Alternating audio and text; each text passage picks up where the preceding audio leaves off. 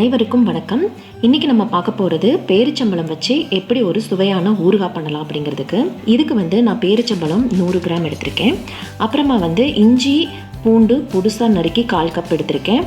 அப்புறமா கொஞ்சமாக வெல்லம் எடுத்திருக்கேன். ஒரு எலுமிச்சம் சைஸ் அளவுக்கு நான் புளி எடுத்துகிட்டு அதை தண்ணியில் ஊற வச்சு எடுத்திருக்கேன். ஸோ இது பேரிச்சம்பழத்தை நல்லாவே நம்ம சீடு எல்லாத்தையும் எடுத்துகிட்டு புதுசாக கட் பண்ணி வச்சுக்கலாம். இன்னொரு கடாயில் பார்த்தீங்க அப்படின்னா கொஞ்சமாக நல்லெண்ணெய் விட்டுக்கலாம்.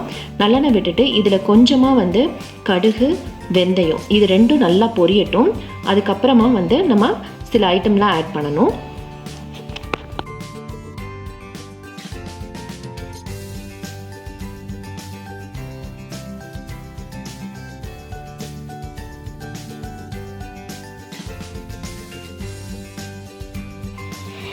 இப்போ பார்த்தீங்கன்னா கருவேப்பிலை அப்புறமா கொஞ்சமாக பெருங்காயமும் ஆட் பண்ணிக்கலாம். ஸோ கருவேப்பிலை பெருங்காயம் இந்த வெந்தயம் இல்லாமல் எந்த ஒரு ஊறுகாயும் பண்ண முடியாது. பேரிச்சம்பழத்தில் நிறையவே அயன் கண்டென்ட் இருக்கிறதுனால இதை எடுத்துக்கிறது உங்களுக்கு ரொம்பவே நல்லது. அதுவும் ஹீமோக்ளோபின் கண்டென்ட் கம்மியாக இருந்துச்சு அப்படின்னா நீங்கள் இந்த பேரிச்சம்பழத்தை எடுத்துக்கலாம். வெறுமனை பேரிச்சம்பழம் எடுத்துக்கிறதுக்கு பதிலாக நீங்கள் இந்த மாதிரி ஊறுகாய் பண்ணி வச்சுக்கிட்டீங்க அப்படின்னா 1 வாரம் வரைக்கும் நீங்கள் கெடாமல் பாதுகாக்கலாம். இன்னொன்று என்ன அப்படின்னா நமக்கு நார்மலாக இந்த சும்மாவே இந்த பேரிச்சம்பழம் சாப்பிட்றதுக்கு பிடிக்காது. ஸோ இந்த மாதிரி ஊறுகாய் மாதிரி பண்ணி சாப்பிடும்போது இதில் காரம் உப்பு அப்புறமா இனிப்பு எல்லா சுவைகளுமே இருக்கிறதுனால நமக்கு சாதத்தோடு நம்ம பிசைஞ்சு சாப்பிடலாம்.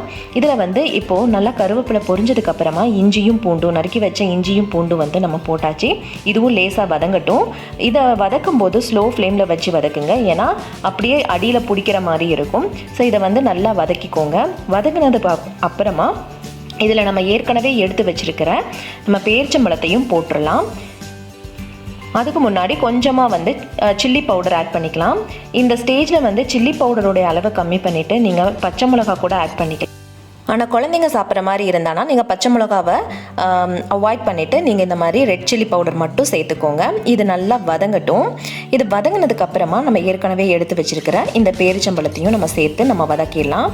பேரிச்சம்பழம் இதோட நல்லா வதங்கும் போது என்ன ஆகும் அப்படின்னா நல்லா மசிஞ்சிரும். நம்ம கடைசியாக ஊறுகாய் கிடைக்கும் போது உங்களுக்கே தெரியும், நமக்கு பேரிச்சம்பழம் கண்ணுக்கு தெரியவே தெரியாது, நல்லாவே மசிஞ்சு இதோட நல்லா மிக்ஸ் ஆகிடும்னு சொல்லலாம். இப்போ இதுக்கு தேவையான அளவு உப்பு நீங்கள் சேர்த்துக்கலாம். உப்பு மஞ்சள் பொடி தேவையான அளவு சேர்த்துக்கோங்க. உப்பு நிறையவும் சேர்க்க வேணாம், நம்ம கொஞ்சமாக பார்த்துட்டு சேர்த்துக்கலாம். ஏன் அப்படின்னா கடைசியாக வெல்லமும் போட போகிறோம். புளி ஊற்றுனதுக்கப்புறம் அதனுடைய டேஸ்ட் டிஃப்ரெண்ட் ஆகும். அப்போ அந்த சமயத்தில் நம்ம தேவையான அளவு உப்பு சேர்த்துக்கலாம். இப்போ நம்ம ஏற்கனவே ஊற வச்சுருந்த புளியை கரைச்சி சேர்த்துடலாம். ஸோ இந்த புளியோட இந்த பூண்டு அப்புறமா இஞ்சி அப்புறம் இந்த பேரிச்சம்பழம் எல்லாம் சேரும்போது அவ்வளோ ஒரு நல்ல டேஸ்ட்டு கொடுக்குங்க. ரொம்பவே சூப்பரான ரெசிபி, ரொம்பவே ஈஸியான ரெசிபின்னு சொல்லலாம், ரொம்பவே ஹெல்த்தியான ரெசிபியும் கூட. ஸோ இந்த மாதிரி நம்ம புளி தண்ணியை ஊற்றிட்டு நல்லா கொதிக்க விடணும். அப்போ தான் இந்த புளியோட இந்த டேட்ஸ் நல்லா மிக்ஸ் ஆகும்.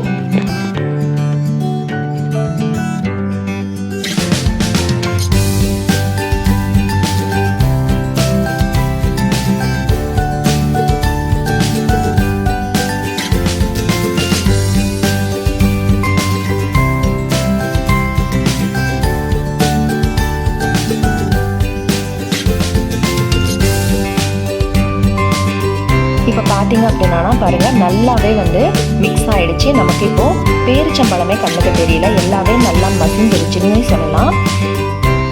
இப்போ இந்த ஸ்டேஜில் நீங்கள் ஒரு தடவை உப்பு செக் பண்ணிக்கோங்க. உப்பு கம்மியாக இருந்துச்சு அப்படின்னா உப்பு சேர்த்துக்கலாம். இதை நல்லா மசிய விடுங்க. அப்போ தான் உங்களுக்கு நல்லா அந்த பேரிச்சம்பழமும் நல்லா அதோட ஊறும் போது தான் நல்லாயிருக்கும். கடைசியாக இப்போ நம்ம வெல்லம் சேர்த்தாச்சு. வெல்லம் நிறைய சேர்த்துறாதீங்க, ஏற்கனவே கொஞ்சம் இனிப்பு அந்த பேரிச்சம்பழத்தில் இருக்கிறதுனால நம்ம வெல்லத்தை அளவாக சேர்த்துக்கலாம்.